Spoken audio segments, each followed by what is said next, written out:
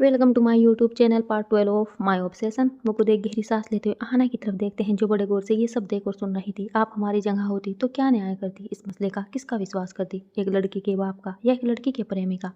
अहाना बिना किसी भाव के कहती है दोनों में से किसी का नहीं। ये सुन मुकुद के साथ साथ वहाँ बैठे हर आदमी की भौहें तन गई। तभी अहाना अपनी बात को जारी रखते हुए तेज आवाज में कहती है, अगर न्याय मैं करूंगी तो मैं उस लड़की पर भरोसा करूंगी। अगर वह कहेगी कि लड़का झूठा है तो सजा लड़के को मिलनी चाहिए, और अगर वह कहती है कि उसका बाप झूठा है तो सजा उसके बाप को मिलनी चाहिए। अहाना का फैसला सुन मुकुद का सीना कुछ चौड़ा सा होने लगा था। होठ पर गुरूर से भरी मुस्कान आ गई थी। वे अपने एक नौकर को कुछ इशारा करते हैं और फिर अहाना की ओर देख कहते हैं, काफी अच्छा फैसला लिया है आपने, शायद हमसे भी ज्यादा सुलझा हुआ। अहाना कुछ कहती तभी उषा के पिताजी हाथ जोड़े हुए कहते हैं, इसने मेरी बेटी को डराया धमकाया है, बड़ी ठुकुराइन, वो बेचारी यहाँ आकर सच नहीं बोल पाएगी। अहाना के जवाब देने से पहले ही मुकुद के भेजे हुए नौकर के साथ एक लड़की उस सभा में आती है। उस लड़की ने सिंपल सा सलवार सूट पहना हुआ था और बालों की चोटी बांध रखी थी। उसकी नजरें झुकी हुई थी, चेहरे पर मासूमियत और सादगी बसी हुई थी। उसे देख अहाना अपनी जगह से उठकर खड़ी होती है और उसका हाथ पकड़ती है, मेरे साथ आओ। अहाना उसे थोड़ा किनारे लेकर जाती है और कहती है, क्या तुम सुधीर से प्यार करती हो या फिर सच में वे तुम्हारे साथ जबरदस्ती करने की कोशिश कर रहा है। तुम्हारे पापा सही कह रहे हैं या सुधीर उषा अपनी झुकी पलकों को उठा एक नज़र सुधीर को देखती है, फिर अपने पिताजी को, लेकिन कोई जवाब दिए बिना वे नजरें नीचे झुका लेती है। उसे ऐसे देख अहाना को उसकी खामोशी में अपनी छवि नजर आने लगी थी। जैसल के कहे हुए शब्द उसके कानों में गूंजने लगे थे, सिर्फ चारों नहीं, तुम्हारे मॉम डैड पर भी मेरी नजरें हर वक्त टिकी हुई है। तुम्हें तो पता है ना कि खून करना मेरे लिए कितना आसान काम कर रहा है, कितना आसान काम है। सच कह रहा हूँ, किसी को नहीं छोड़ूंगा अगर तुमने मुझसे दूर जाने का ख्याल भी अपने मन में लाया तो। जैसल के शब्दों को याद कर अहाना काम उठी, लेकिन खुद को संभालते हुए वो उषा के कंधे पर हाथ रख कहती है, तुम सिर्फ सच कहो। अगर तुम्हें सुधीर मजबूर कर रहा है तो मैं उसे ऐसी सजा दिलवाऊंगी कि वह दोबारा कभी तुम्हें तंग नहीं करेगा। मैं वादा करती हूँ, तुम्हें या तुम्हारे परिवार को कुछ नहीं होने दूंगी। मेरी जिम्मेदारी है उनकी रक्षा करना। अब तो बताओ क्या समस्या है। उषा आंखों में आंसू लिए कहती है, बड़ी ठकुराइन, मैं भी सुधीर से प्यार करती हूँ। हम दोनों एक दूसरे को चाहते हैं, लेकिन पिताजी को सुधीर बिल्कुल पसंद नहीं है। वे मेरा रिश्ता कहीं और तय कर चुके हैं और मुझे शादी करने के लिए मजबूर कर रहे हैं। लेकिन इस तरह भरी महफिल में मैं उन्हें झूठा कहकर शर्मिंदा नहीं करना चाहती। अहाना उषा की तरफ देखकर कहती है, कभी कभी सिर्फ सच कहना जरूरी होता है, और इस वक्त अगर तुमने सच नहीं कहा तो तुम अपने प्यार को खो दोगी। खुद अब बोलो, सच कहना चाहोगी या अपने प्यार से अलग होना चाहोगी। उषा आंखों के आंसू लिए कहती है, सच कहना चाहूंगी। अहाना हल्का मुस्कुरा कर कहती है, फिर उषा का हाथ थामे हुए उस महफिल में जाती है और कहती है, उषा ने मुझे सारा सच कह दिया है। उसका कहना है कि वह भी सुधीर को पसंद करती है, लेकिन उसके पिताजी इस रिश्ते के खिलाफ है और उसे दूसरी जगह शादी करने के लिए मजबूर कर रहे हैं। ये सुन मुकुद रोबेली आवाज में कहते हैं, क्यों उमेश, क्या यह सच है? झूठ बोलने की हिमाकत मत करना मेरे सामने। उषा के पिता हाथ जोड़ते हुए कहते हैं, माफ करें ठाकुर साहब, एक बाप होने के नाते मैं सिर्फ अपनी बेटी का भला चाहता हूँ। ये सुधीर कुछ कमाता धमाता नहीं है। कोई भी बाप एक निकम्मे को कैसे अपनी बेटी सौंप सकता है। सुधीर बीच में ही बोल पड़ता है, मैं कोशिश कर तो रहा हूं ना, जल्दी ही नौकरी मिल जाएगी। मुकुद कहते हैं, ठीक है, अगर समस्या नौकरी है तो फिर हम वादा करते हैं अगले 7 दिनों में सुधीर की नौकरी लग जाएगी। फिर तो तुम्हें कोई समस्या नहीं उमेश। उमेश हाथ जोड़े हुए ना में अपना सिर हिला देते हैं तो उषा के साथ साथ अहाना के होठों पर भी एक हल्की सी मुस्कान आ गई। तभी उषा अचानक से अहाना के पैर छूती है और हाथ जोड़ कहती है, आपका धन्यवाद बड़ी ठकुराइन। अहाना जल्दी से उसे उठाती है और उसके आंसू पोंछते हुए कहती है, सच बोलने का हौसला तुमने दिखाया है, इसमें मुझे क्यों धन्यवाद बोल रही हो, क्योंकि हौसला दिया भी तो आपने ही है ना। लड़कियों की जिंदगी के फैसले अक्सर कोई और ही लेता है, उनसे कभी पूछा नहीं जाता कि वह क्या चाहती है। आज भी अगर आप मुझे यहाँ नहीं बुलवाती, मुझे सच कहने का हौसला नहीं देती, तो मेरी जिंदगी का फैसला दूसरे लोग ही करते। मैं आपका यह एहसान कभी नहीं भूलूंगी बड़ी ठकुराइन। उषा के होठों पर मुस्कुराहट देख अहाना के होंठ भी खिले हुए थे। तुम खुश होना, उषा हंसते हुए कहती है, बहुत खुश, इतना कि वे वहां से चली गई। सब लोग जा चुके थे। मुकुद अहाना की तरफ देख कहते हैं, हमें आप पर नाज है अहाना, बहुत अच्छा फैसला किया आपने। ये सुन अहाना को ने कुछ नहीं कहा, बस फीका सा मुस्कुरा दी तो वहीं कुछ दूर पर खड़ी काशवी, जो शुरू से ही उस सभा में हो रही हर बात हर चीज को बड़े ध्यान से देख सुन रही थी, वह अब गुस्से में कांप रही थी। उसकी आंखों में भरे गलाने के आंसू अब नीचे उतरने लगे थे। ये जगह मेरी थी आहना, तुम मुझसे भी छीन नहीं सकती। मैं मुकुट प्रताप सिंह के मरने का इंतजार कर रही हूँ और उनके बाद उनकी जगह पर मैं बैठूंगी। इस हवेली की मालकिन, इस विरासत की हकदार मैं हूँ। इन सब के लिए मैंने मेरे हीरो को भी कुर्बान कर दिया था। अब तुम मुझसे मेरे जैसल को भी छीन रही हो और इस पोजीशन को भी। मैं ऐसा कभी नहीं होने दूंगी। काशी गुस्से में पैर पटकते हुए वहां से हवेली के अंदर चली जाती है। इधर आहना मुकुट की तरफ देखते हुए कहती है, मैं अपने कमरे में जाऊं? बेशक, आराम कीजिए। मुकुट मुस्कुराकर बोले। आहना वहां से निकल गई। वे हॉल के दरवाजे तक पहुंची ही थी कि अचानक अंदर से कोई इंसान बाहर की तरफ निकला और दहलीज पर ही अपना आहना की उस इंसान से टक्कर हो गई। आहना लड़खड़ाने लगी। तभी उस इंसान ने आहना की कमर में हाथ डाल उसे संभाल लिया। वो इंसान दिखने में काफी हैंडसम लग रहा था। हट्टा कट्टा लंबा चौड़ा शरीर, ग्रे कलर का 3 पीस सूट पहने हुए। उस इंसान के एक कान में गोल्ड की ईयरिंग भी सजी हुई थी, जिससे वे काफी स्टाइलिश लग रहा था। वो इंसान एकटक आहना को निहार रहा था। उसकी नजरें आहना की काली टिमटिमाती आंखों से उसके लबों, उसकी गर्दन और फिर उसके सीने तक फिसलने लगी थी। कोयले की खदान में कोहिनूर, ये बात उस इंसान ने अपने मन में ही कही थी और उसके होठों पर एक एविल मुस्कान आ गई। आहना खुद को संभालते हुए खड़े होने की कोशिश करती है। तभी अचानक ही आहना को अपनी बाजू में एक तेज पकड़ महसूस होती है।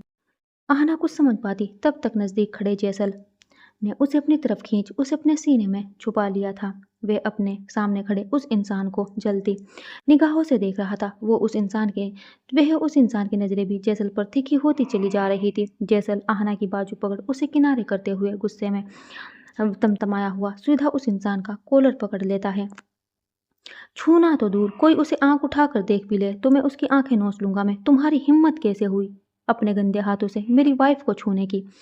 वह इंसान भी गुस्से में आ चुका था। उसने भी जैसल का कॉलर पकड़ लिया और गुस्से में बोला, ठाकुर शक्ति प्रताप सिंह किसी के रास्ते में खुद से नहीं आता, लेकिन अगर कोई उसके रास्ते में आने की कोशिश करे तो फिर शक्ति उसका नामो निशान मिटा देता है।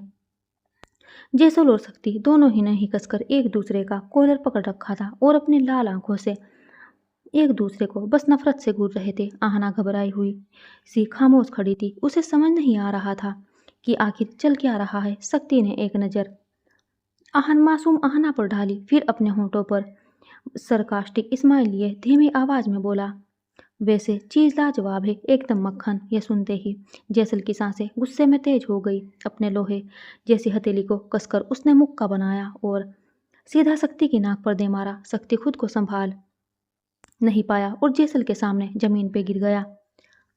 ये बिना मतलब का लड़ाई झगड़ा जिसका कारण भी सही से आहना समझ नहीं पा रही थी। ये सब देखकर वे और ज्यादा घबराने लगी थी। शक्ति ने अपनी नाक को टच किया, जहां से उसे खून निकलता हुआ महसूस हुआ। शक्ति गुस्से में उठा और जैसल की तरफ बढ़कर उसके चेहरे पर वार करना चाहा। तब तक जैसल ने अपने एक हाथ से उसके वार को रोक लिया।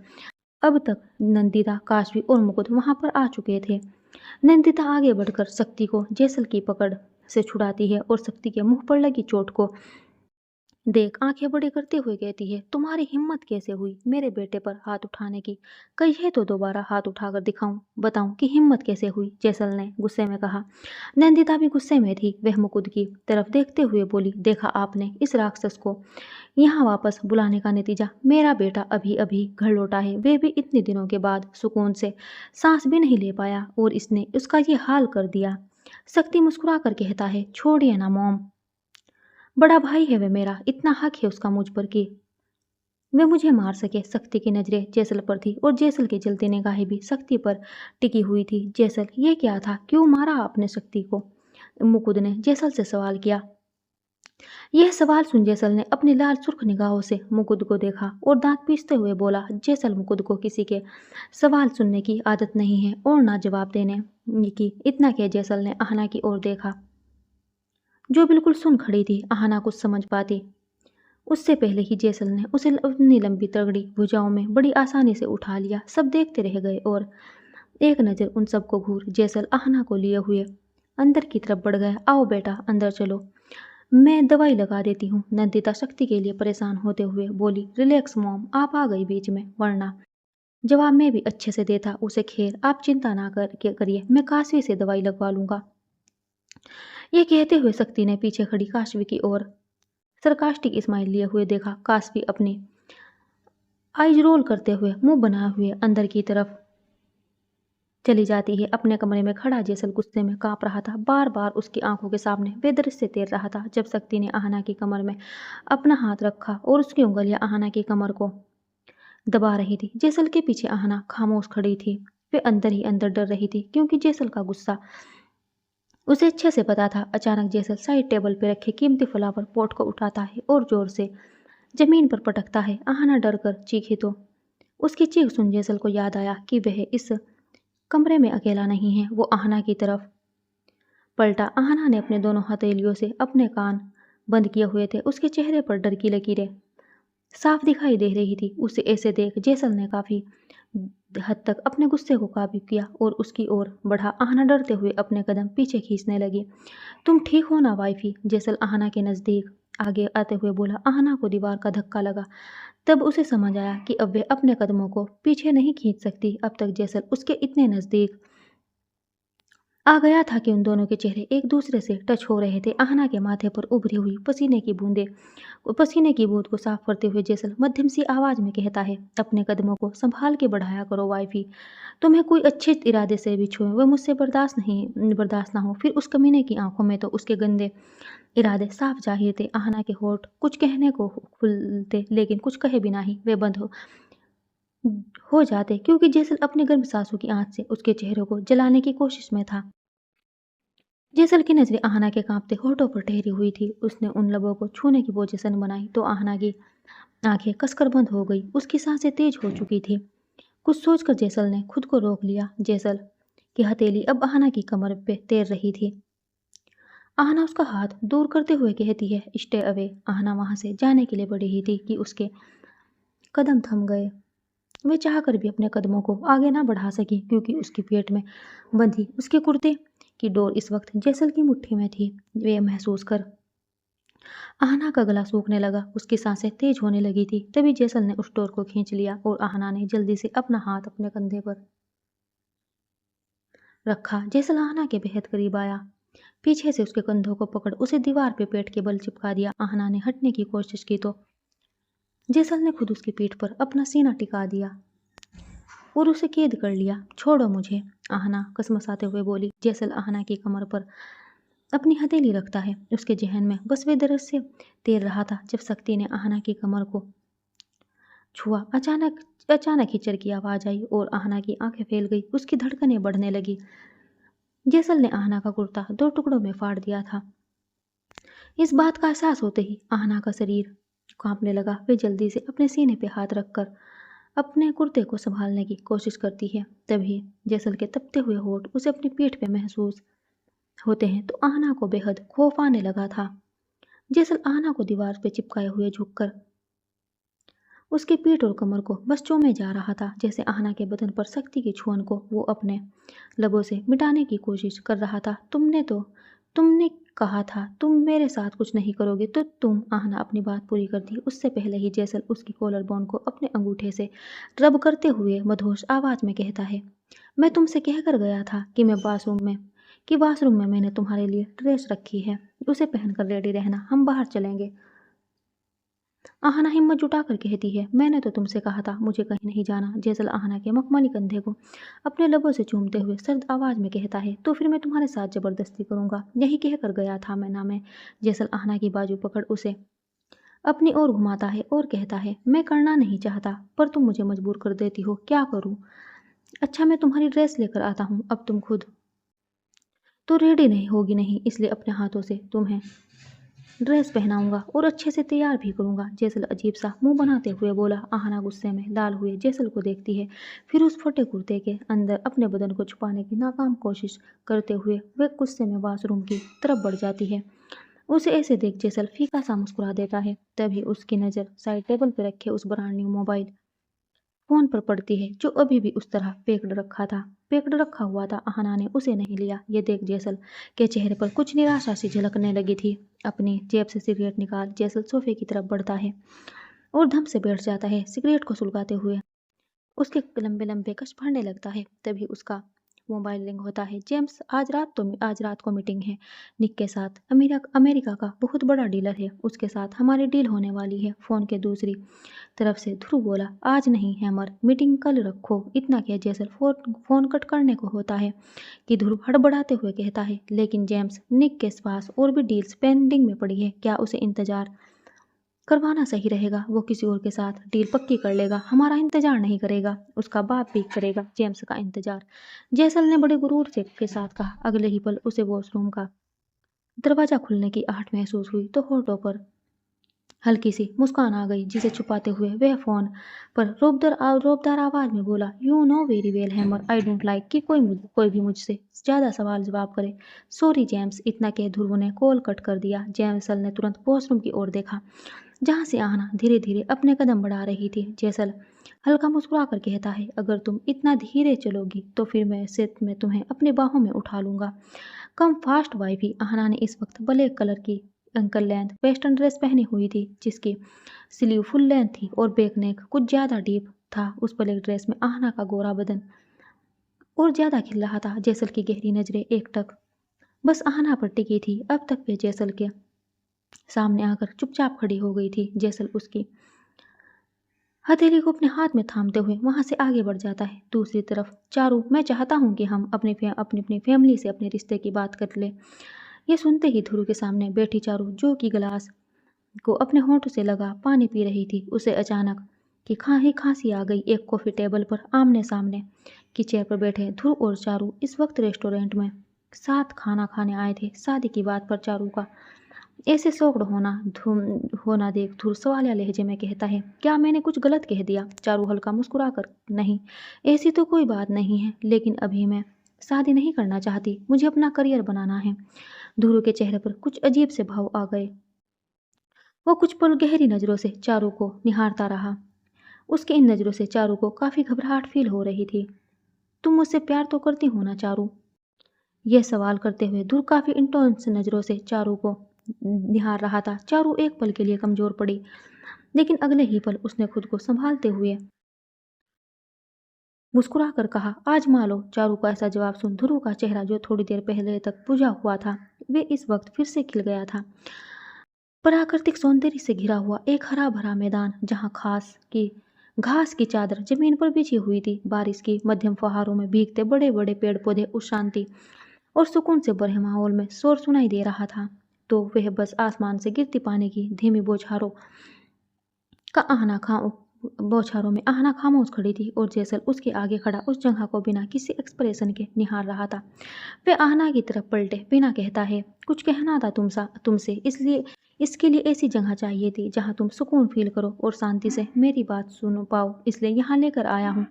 आहना ने कोई जवाब नहीं दिया। जैसल एक गहरी सांस लेकर कहता है, आई लव यू आहना, मैं तुमसे बहुत प्यार करने लगा हूँ। ये कहते हुए जैसल की धड़कनें कितनी तेज स्पीड में भाग रही थी, यह इस वक्त सिर्फ जैसल ही महसूस कर सकता था। लेकिन कुछ पल जब उसे आहना का कोई जवाब नहीं मिला, तो उसने पलटकर आहना की तरफ देखा। उसकी आंखें हैरान रह गई जब आहना उसे अपने पीछे दिखी ही नहीं। वे अपनी नजरें चारों ओर दौड़ाता है तो आहना को ढूंढते हुए उसकी नजरें एक जगह पर ठहर जाती है, जहां आहना जमीन में पंजों के बल बैठी थी और एक मेम ने बकरी का बच्चे को बड़े प्यार से सहला रही थी। उसकी रुई जैसी मुलायम स्किन पर हाथ फेरते हुए आहना के होठ कुछ ज्यादा ही खिल गए थे, इतने कि उसके चमकते हुए सफेद दांत साफ दिखाई देने लगे थे। ये पहली बार था जब जैसल आहना के होठों पर न सिर्फ मुस्कुराहट बल्कि उसके खिले हुए दांतों को देख रहा था। जैसल की आंखें सुकून से बंद हो गई, जैसे कोई बहुत बड़ा इनाम मिल गया हो। आहना उस मेमने को गोद में लिए हुए उसे किस कर रही थी। कुछ देर के लिए शायद वह भूल गई थी कि वह यहाँ अकेली नहीं है, बल्कि जैसल की नजरें उसी पर टिकी है। तभी आहना को कुछ महसूस हुआ। उसने अपनी घनी पलकों को ऊपर की तरफ उठाया तो देखा कि उसके नजदीक खड़ा जैसल अपने एक हाथ को अपने पेट की जेब में डाले हुआ था और दूसरे हाथ में मोबाइल पकड़े हुए आहना की तस्वीरें लगातार खींचे जा रहा था। ये देखते ही आहना के होठों की मुस्कान बुझी और उस मेमने को अपनी गोद से उतारकर वह तुरंत खड़ी हो गई।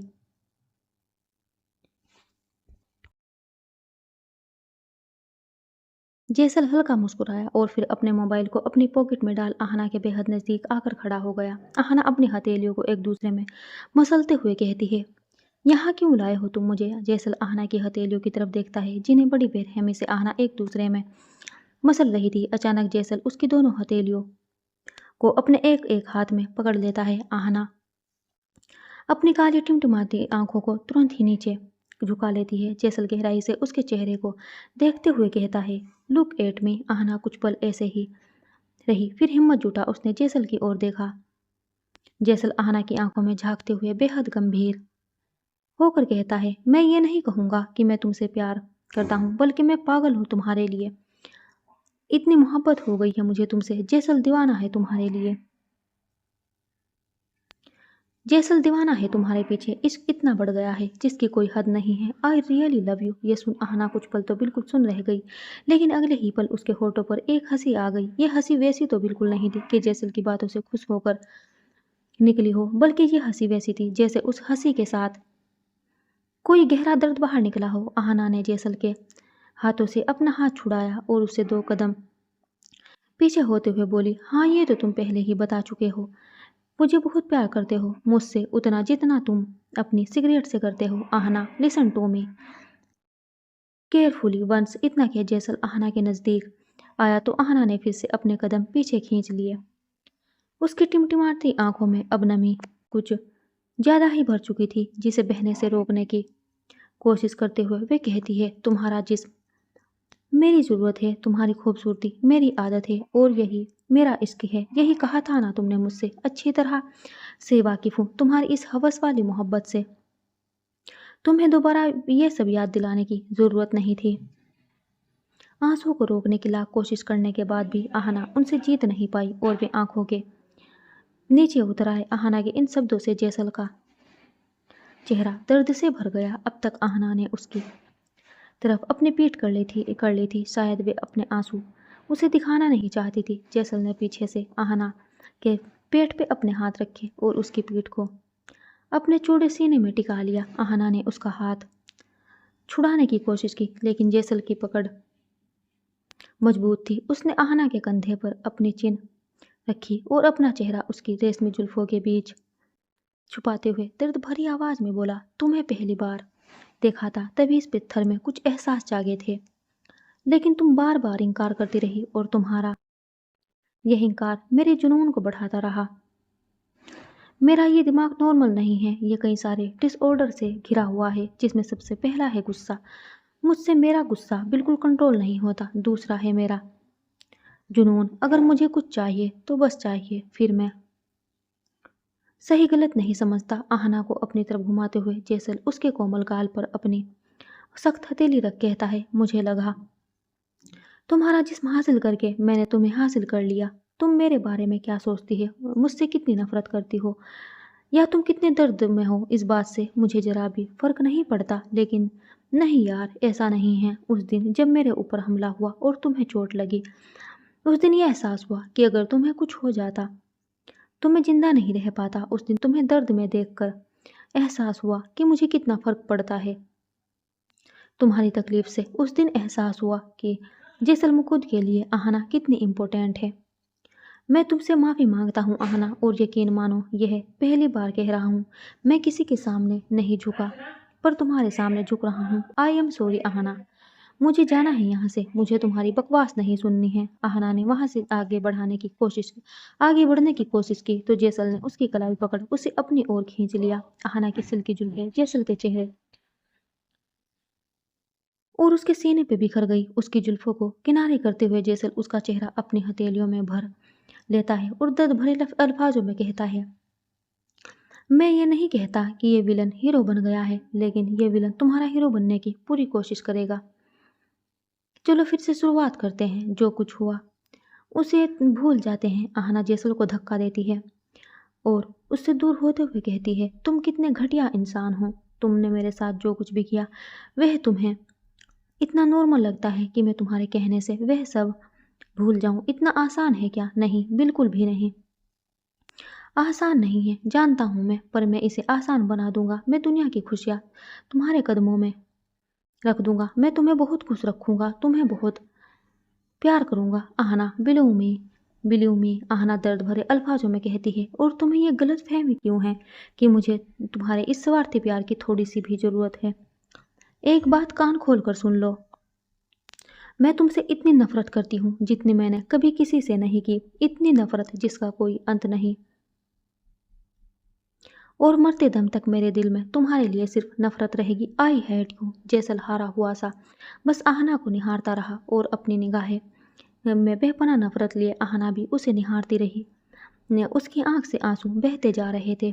बारिश की मध्यम बौछारें अब तेज हो चली थी। दोनों के चेहरे भीगने लगे थे, आंसुओं से भी और बारिश की बूंदों से भी। आहना ने जैसल की तरफ से अपना मुंह मोड़ा और वहां से जाने के लिए आगे बढ़ गई। वे अपने आंसुओं को पोंछते हुए अपने कदम बढ़ा ही रही थी कि अचानक ही जैसल उसके सामने आ गया। आहना के कदम ठहर गए। वे गुस्से भरी नजरों से जैसल को निहारने लगी। जैसल कुछ पल आहना को निहारता रहा, फिर एकदम से उसके सामने घुटनों के बल बैठ गया। उसने आहना की कमर में अपने हाथ बांधे और अपना चेहरा उसके पेट में छुपा लिया। आहना ने उसके कंधे पकड़ उसे खुद से दूर करना चाहा, लेकिन हमेशा की तरह नाकामयाब रही। आहना के बदन से फिसलती हुई पानी की बूंदें जैसल के बदन पर गिरती जा रही थी। उस बारिश के पानी में दोनों के आंसू भी शामिल थे। मैं सन की हूँ, ऑब्सेसिव हूँ, टॉक्सिक हूँ, पागल हूँ, जिद्दी हूँ। सारे डिसऑर्डर घुसे हुए हैं मेरे दिमाग में, पर बदल जाऊं लूंगा मैं खुद को। तुम जैसा कहोगी वैसा बन जाऊंगा। तो तुम जो कहोगी वही करूंगा, बस तुम मेरा साथ दे दो। I really love you Aahna. Aahna Jaisal को अपने पेट से उठाने की कोशिश कर रही थी, लेकिन फेविकोल के जैसा उसने अपना सिर आहना के पेट पर चिपकाया हुआ था। फिर खुद ही अपने चेहरे को ऊपर उठा आहना की ओर देखते हुए कहता है, पूरी दुनिया को जीतने वाला, कभी हार ना मानने वाला, अपने किए पर कभी ना पछताने वाला ठाकुर जैसल प्रताप सिंह तुम्हारे सामने खुद को हार रहा है। तुम्हारे साथ किए अपने जुर्म के लिए पछता रहा है। प्लीज माफ कर दो ना। I love you. जैसल की बातें सुन आहना ने एक पल के लिए अपनी आंखें बंद की और उसकी आंखों के सामने हर वो दृश्य तैर गया जिसमें जैसल ने उसे टॉर्चर किया था। चाहे आहना के बदन पर जबरदस्ती अपना हक दिखाना हो, उसके हर इंकार पर उसे थप्पड़ मारना हो, उसके बदन पर बेल्ट से वार करना हो, या फिर सुलगती हुई सिगरेट से उसके कोमल अंगों को जलाना हो, सारी रात अंधेरे कमरे में कीड़े मकोड़ों के बीच उसे बंद करके रखना हो, या फिर चैन को उसकी मदद करने के बदले मौत देना हो। उस अतीत को याद कर आहना सिहर उठी। उसकी सांसें तेज हो गई, शरीर में दर्द की एक लहर सी दौड़ गई। आहना जैसल की पकड़ से खुद को छुड़ाते हुए उसे गुस्से में देखती है, फिर एक जबरदस्ती की मुस्कुराहट लिए कहती है, बलात्कारियों की प्रेम कहानियां नहीं हुआ करती जैसलमोद। इस एक वाक्य ने जैसल को इस कदर दर्द दिया जितना अभी तक आहना की कही किसी बात ने भी नहीं दिया था। जैसे कोई तीर उड़ता हुआ आया और सीधा जैसल के दिल में चुभ गया हो। वे बिल्कुल फ्रीज हो चुका था। बस दर्द को अपनी आंखों में समेटे आहना को निहारता रहा, और इस बार उसमें इतनी हिम्मत नहीं बची थी कि वे आहना को रोक सके। आहना उससे दूर होती चली जा रही थी और वे बस एकटक उसे निहारता रहा। कुछ दूर पर खड़ी कार में बैठकर आहना बिलक बिलक कर रोने लगी और जैसल अभी भी अपनी जगह पर घुटनों के बल बैठा हुआ अपने दिल के टुकड़ों को समेटने की कोशिश कर रहा था। दर्द की बारिश उन दोनों को ही भिगो रही थी। कुछ वक्त के बाद जैसल बिना किसी एक्सप्रेशन के आगे बढ़ते हुए कार के पास आया। आहना कार की फ्रंट सीट पर खामोश बैठी हुई थी। उसकी आंखों में एक खलीज थी जिसे एक नज़र जैसल ने देखा और फिर ड्राइविंग सीट पर बैठकर कार के स्टीयरिंग पर अपनी कांपती हथेलियां रखते हुए वहां से आगे बढ़ गया। कार तेज स्पीड में बढ़ती जा रही थी। आहना ने पूरी तरह से जैसल की ओर से अपना मुंह मोड़ा हुआ था और जैसल के कानों से एक वाक्य हटने का नाम नहीं ले रहा था। बलात्कारियों की प्रेम कहानियां नहीं हुआ करती जैसल मुकुद। जैसल का गुस्सा उसकी कंट्रोल से बाहर होता जा रहा था। ये गुस्सा खुद पर था, आहना पर या हालातों पर पता नहीं, लेकिन उसकी सुर्ख निगाहें और तेज चल रही सांसें उसके गुस्से का इसके गुस्से के चरम का सबूत थी। वे कार की स्टीयरिंग को भगवान भरोसे छोड़ अपनी पॉकेट से सिगरेट निकालता है, फिर उसे अपने होठों तले दबाता है। दूसरी सिगरेट और फिर तीसरी सिगरेट निकाल वो एक साथ अपने होठों तले दबाता है और तीनों को सुलगाने लगता है। जैसल के हाथ काफी देर से कार की स्टीयरिंग पर नहीं है। ये देख आहना को बहुत ज्यादा डर लग रहा था। वे तिरछी और सहमी नजरों से जैसल को निहार रही थी। जैसल ने अपने एक हाथ से स्टीयरिंग संभाली और दूसरे हाथ से सिगरेट के कस भरने लगा। कार पैक थी और 3 सिगरेट का धुआं एक साथ उड़ रहा था। आहना को हल्की हल्की खांसी आनी शुरू हो गई थी। उसका दम घुटने लगा था। काफी बेचैनी महसूस हो रही थी। इस बात का एहसास जैसल को तब हुआ जब आहना की खांसी काफी ज्यादा बढ़ने लगी थी। जैसल ने तुरंत कार रोकी और आहना की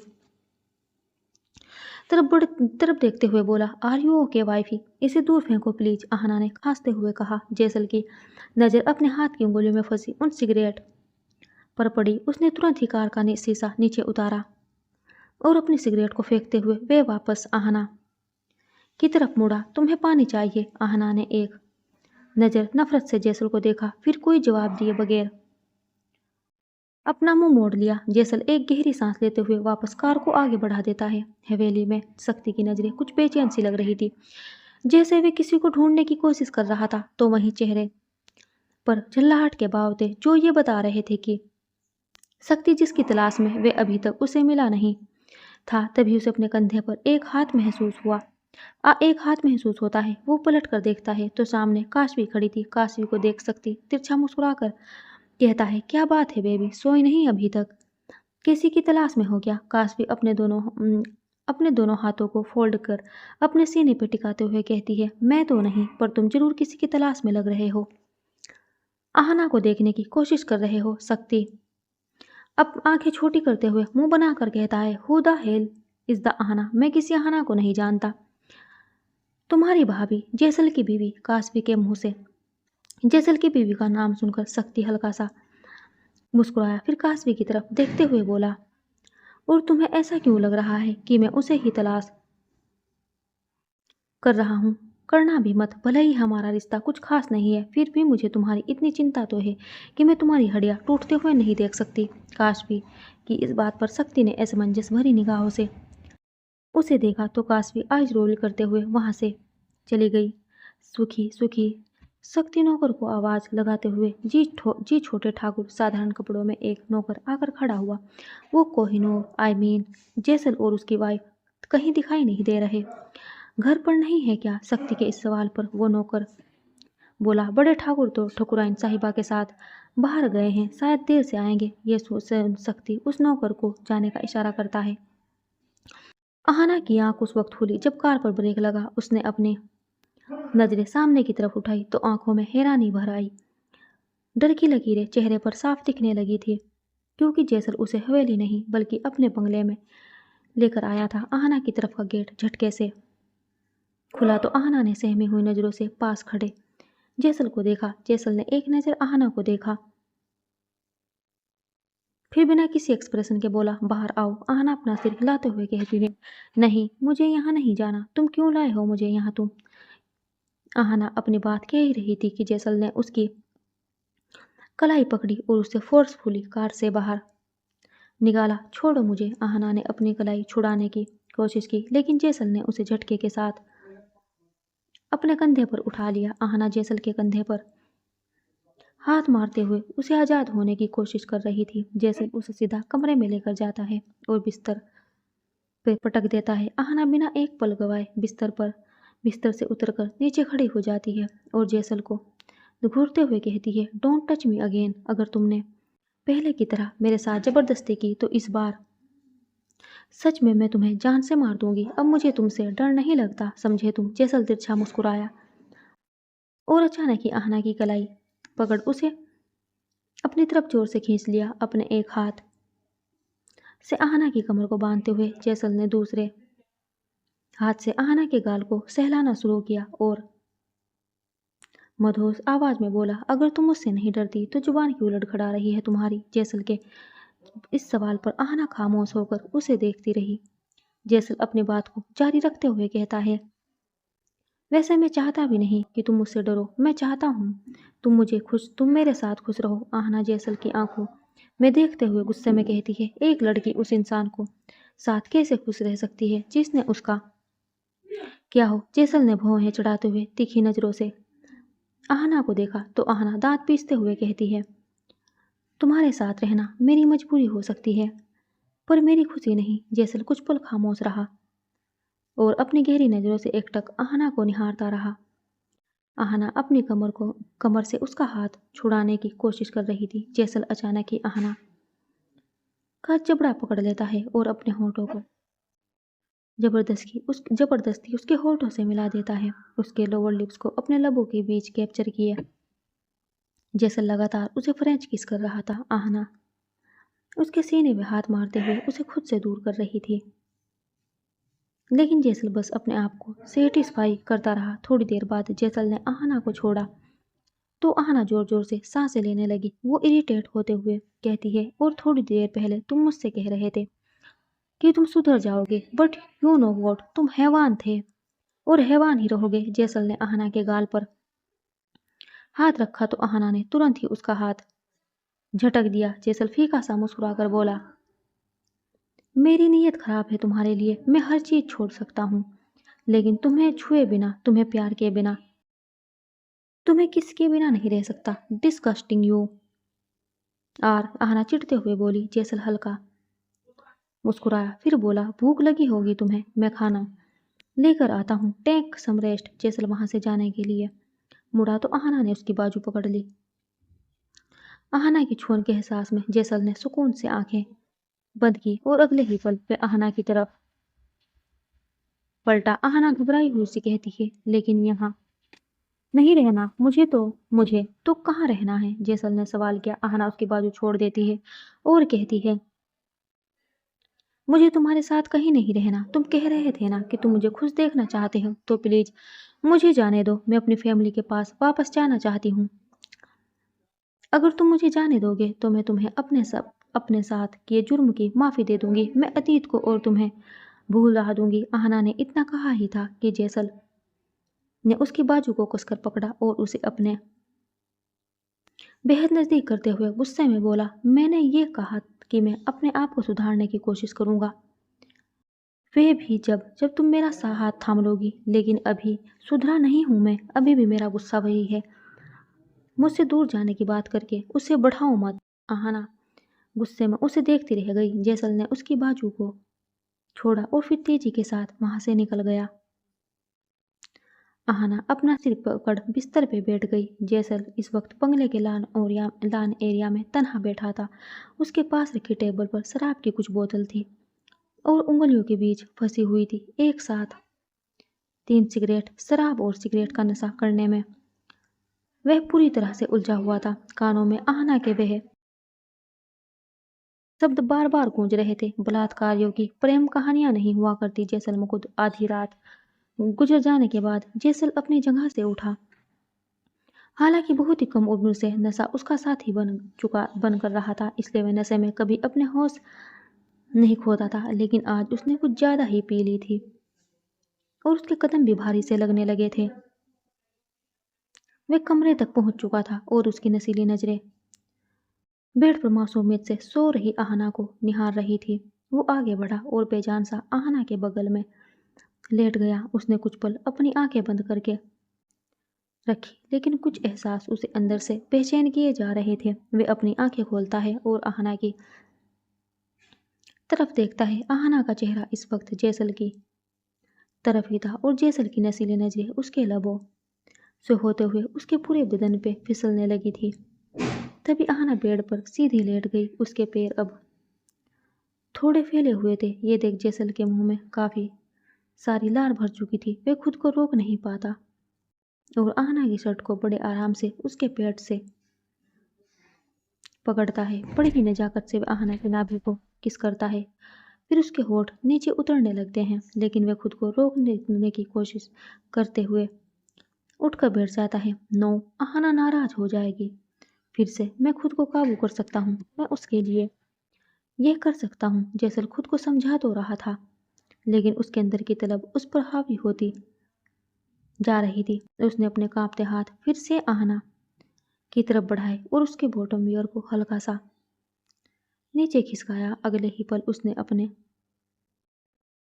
तपते होठों को आहना के लोअर पार्ट पे रखकर उसे चूम लिया। आहना नींद में ही कसमसाने लगी थी। उसके माथे पर सिकन दिखाई दे रही थी। शायद उसे किसी की छूने का एहसास हो रहा था, लेकिन वह गहरी नींद में थी, इसलिए ज़्यादा कुछ रिएक्ट नहीं कर पाई। आहना की लोअर बॉडी को देखते हुए जैसल कि जिसमें हवस का नशा बेहद गहरा होता चला जा रहा था, वो अपनी नशीली आंखों से बस आहना की बॉडी को स्कैन किए जा रहा था। अपनी कांपती उंगलियों से वे आहना के लोअर पार्ट को अजीब तरह से सहलाने लगता है। आहना नींद में बड़बड़ाती है, डोंट टच मी। इतना के आहना ने करवट ली और जैसल की तरफ अपनी पीठ कर ली। अब आहना की परफेक्ट कमर उसके सामने थी, जिसे देख उसकी डिजायर और ज़्यादा बढ़ने लगी थी। उसने आहना की बैक साइड को छूने के लिए अपना हाथ बढ़ाया, लेकिन फिर खुद पर झल्लाते हुए उसने अपने हाथ पीछे खींच लिए। क्या कर रहे हो जैसल? इतनी बड़ी गलती नहीं कर सकते तुम। इस बार आहना का जिस्म नहीं, उसकी रूह जीतनी है, उसका दिल जीतना है तुम्हें। अब अगर तुमने गलती से भी उसे हर्ट किया तो तुम उसे कभी हासिल नहीं कर पाओगे। Just control yourself. जैसल चुपचाप बिस्तर में लेट गया। वो करवटें बदल रहा था, लेकिन उसे नींद नहीं आ रही थी। उसके शरीर की डिमांड बढ़ती जा रही थी। वह बेचैनी के साथ साथ अपने बदन में एक अजीब सी तपिश महसूस कर रहा था।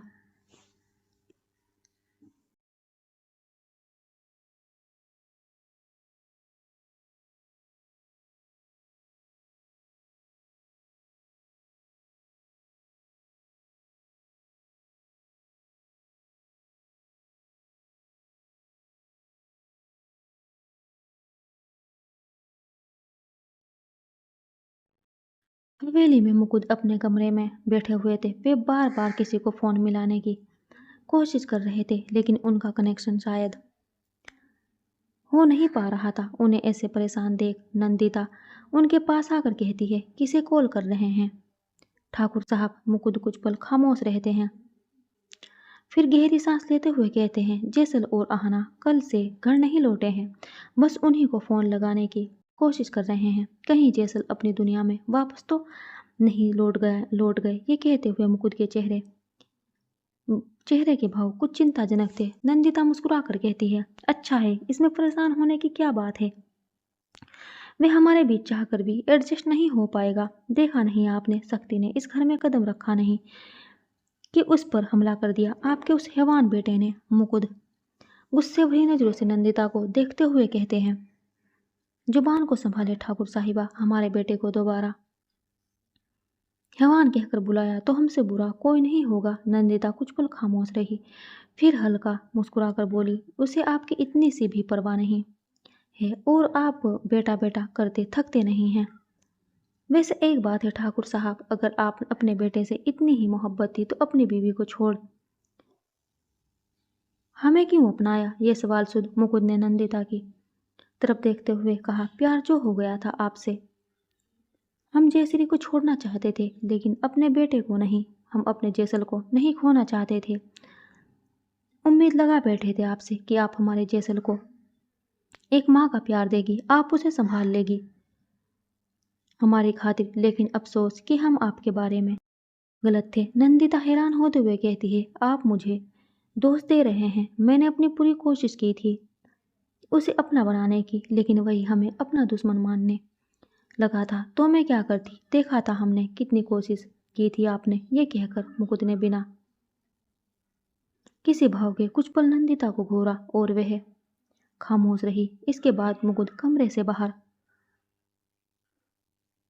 चले गए। दूसरी तरफ आहना वॉशरूम से बाहर आती है तो उसकी नजर जैसल पर ठहर जाती है, जो कमरे में रखे किंग साइज सोफे पर अपने पैरों को क्रॉस करके आराम से बैठा हुआ था। जब आहना वॉशरूम के अंदर गई थी तब जैसल कमरे में नहीं था और अभी अचानक जैसल को सामने देख वे थोड़ा घबराई। तभी जैसल अपनी जगह से उठा और आहना की ओर अपने कदम बढ़ाने लगा। आहना की नजरें जैसल के हाथ पे टिक गई, जिस पर उसने एक मोटी पेन के आकार का कुछ पकड़ रखा था। उसे देख आहना की आंखें डर और घबराहट में बड़ी हो गई। उसकी सांसें तेज स्पीड में चलने लगी, जैसे लगातार उसकी तरफ अपने कदम बढ़ा रहा था और वे अपने कदमों को पीछे खींच रही थी। आहना डरते हुए दीवार से चिपक जाती है और कांपती हुई आवाज में कहती है, ये क्या है? ये क्या है? जेसल आहना के बेहद करीब आकर उसके चेहरे पर अपनी गर्म सांसें छोड़ते हुए कहता है, टैटू मशीन। ये सुनते ही आहना सहमी निगाहों से जेसल को निहारने लगी। जेसल कुछ पल खामोशी से उसे देखता रहा, फिर अचानक ही उसकी कलाई पकड़ ली। आहना कांप उठी। वे अपनी कलाई छुड़ाने की कोशिश करने लगी। Please Jaisal, don't do this. Jaisal ने कसकर आहना की कलाई पकड़ी हुई थी। वो बिना किसी एक्सप्रेशन के कहता है, से इट अगेन वाइफी। आहना की आंख से आंसू बहने लगे थे। वे कांपती हुई आवाज में कहती है, डोंट डू दिस प्लीज। नहीं, ये नहीं, मेरा नाम लेकर।